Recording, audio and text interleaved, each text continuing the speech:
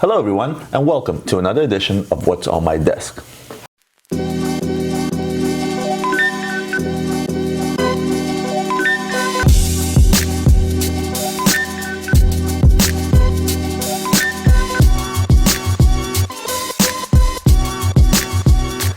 As you can see, today is going to be, once again, about one of my favorite brands, Richard Mille.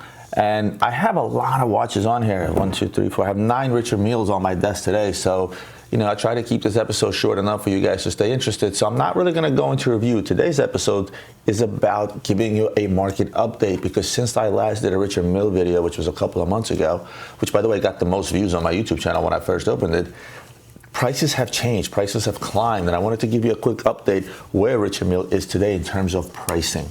To do that, I'm actually gonna bring in my #1 guy in the office, Adrian, AKA VIP Vault on Instagram, who's got his finger on the pulse of the market because he does mainly wholesale and his specialty is these crazy Richard Mille watches. So let me bring him in here and just flat out ask him, hey, what's up with the market? Give me some pricing.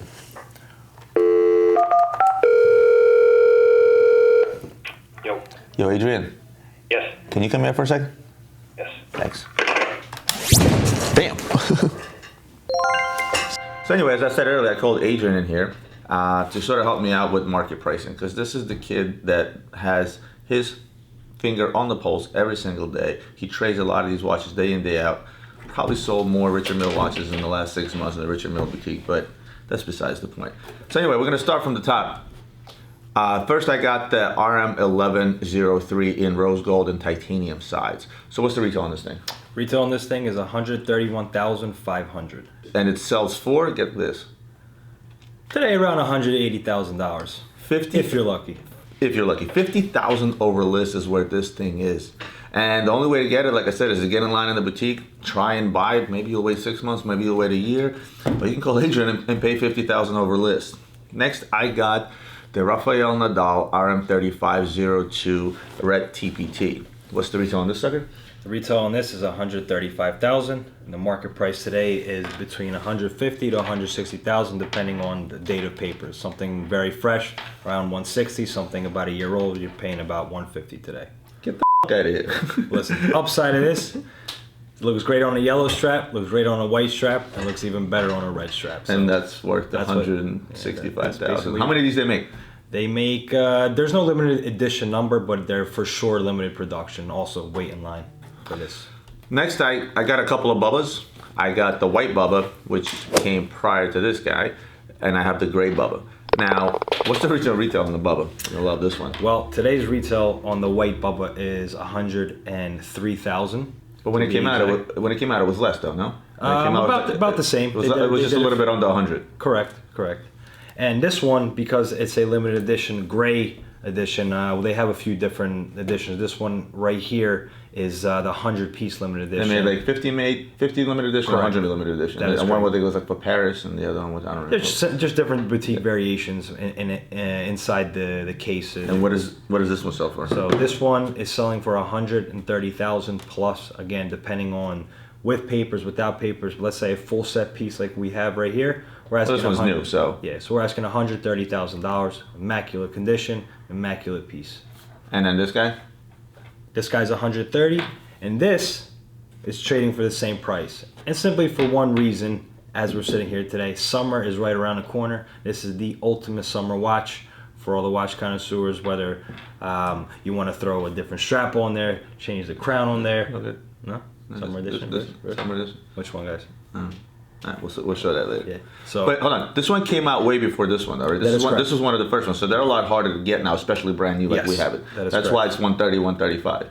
Pre-owned, you're still paying $125,000, $120,000. Yes. And $120,000 if you like. The funny thing about this is, I remember a year ago, I sold this watch for $85,000, and today I'd be jumping through hoops to pay $85,000. I'd be jumping through hoops to pay $150,000 today for this watch. So that just shows you where the market is going. So now that we've gone through, quote unquote, the premium row. This is the premium. This is the Bugatti fuel right now.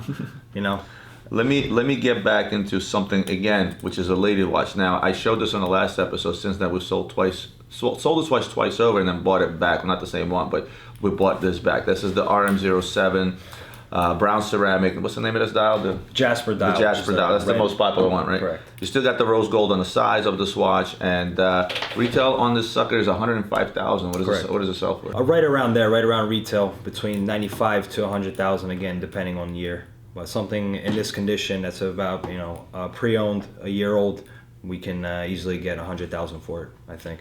Again, victim of supply and demand. I mean, ladies' pieces are just as hot as the men's pieces. Definitely put this in this top Bugatti fuel roll. Is that what you called it?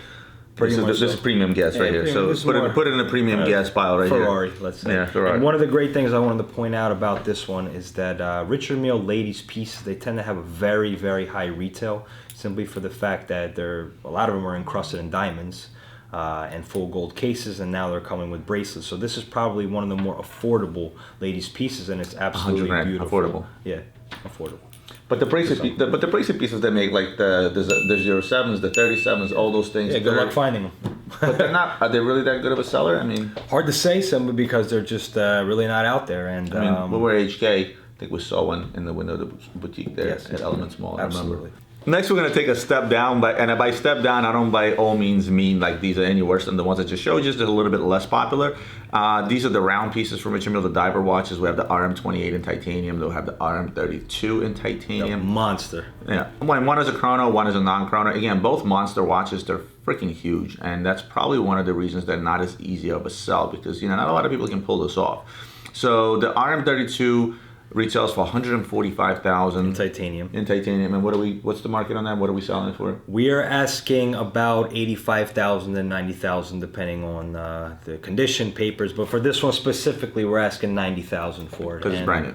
One thing I wanted to point out, just by looking at the size of the watch, that might throw a lot of people off. However, having worn this watch a few times, as well as a 28, but specifically just 32 because it's so big. However, Richard Mille did their engineering. I don't know who who tested the watches, but it is unbelievably comfortable for the size. And I don't have a big wrist, but this is something that I could literally wear every day. Why don't we do like a little side by side? I mean, just to show how big this watch is. I have on a 45 millimeter summer edition from AP.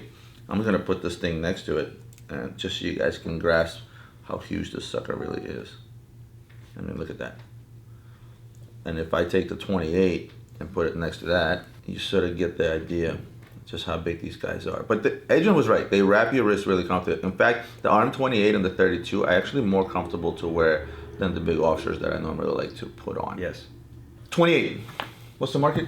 I mean, retail is 95,000. What's the market on this? Correct. So today, even pre-owned, I mean, it's still holding exceptional value. I mean, we can get 55,000 for this watch. It's a full set. If you're looking at something without a box or without papers, you could be down somewhere around 43, 45. And not to mention, they have a lot of different limited edition models for different boutiques, which also bring upwards of 70,000. You got the St. Bart's, you got the Argentina, St. Bart's, you got the Brazil. You have a bunch of them. You got a bunch of them. We did say that, hey, we still can get 55,000, but let's put it in perspective. This retails for 95,000, so 55,000 is about 40% off retail. This retails for 131,000 and sells for 135, and it sells for 180. That's 40% over retail, so you see the difference, and the only difference really is popularity. This is much more popular than this, and that's all it is. Doesn't make it any better of a watch. And last, I brought on the models I guys showed you before, and these are probably the worst selling of them all. This is the RM33 white gold, retail price about 120,000. This is the RM63 rose gold dizzy hands, which a lot of you guys gave me beef about not explaining to you what the dizzy hands do. I promise I'll do it in one of the next videos if I still have this watch around. What do we sell this for? Right around 120,000 retail, so we're actually asking about 40% off the list price for that. And then the dizzy hands? This one, market price today, I think we can easily get $80,000 for it. And the retail is 117. So again, not much of a discount on these pieces either. This is a truly unique piece, though. I really love this piece, even though it didn't really get the credit it deserved. I think it's very cool, and Roman will explain in another video exactly what the dizzy hands do. It's actually a pretty cool complication. Yeah, I caught a lot of heat last time because I never really tried to explain what it does and so on and so forth. Why are you catching heat? You got followers out there. They're just saying, why don't you say the dizzy hands was this and blah, blah, blah, blah, blah. Anyway, I'll have to do that next time. In either case, so lo and behold, we got here 175. We got a mansion. Yeah, we got a mansion. We got a mansion here, and again, just wanted to give you guys a quick update. Wanted to bring in and introduce Adrian. I'm going to try to bring it into more videos because this is one of the guys that's out there every single day buying these things, selling these things on the wholesale market as well as the retail market. So, you know, he may have his finger on the pulse a bit better than I do, even though I'm fairly knowledgeable in the market. But when it comes to this stuff, you really have to trade it on a daily basis in order to keep up with the ever fast moving market. If you watched the Richard Mille video I did a couple of months ago, the prices are night and day. In fact, I wish I could buy the watches in the video 2 months ago today. I'd probably pay 5 to 10% more than what I sold them for a few months back, just to bring them back today and sell them again. Make sense? It's almost like Bitcoin when it's on the way up, except this is not crashing anytime soon. Well, we hope not. We never know about Bitcoin. Yeah, we're not going to get into that discussion. Anyway, guys, I want to thank you for tuning in once again. I hope you enjoyed this episode. If you like this episode, go ahead and hit the like button. If you're not subscribed to my channel, go ahead and hit the subscribe button now. I'm going to link Adrian's Instagram below. Go and follow him on Instagram. Show him some love. And I'll see you guys next time for more watch reviews and other videos.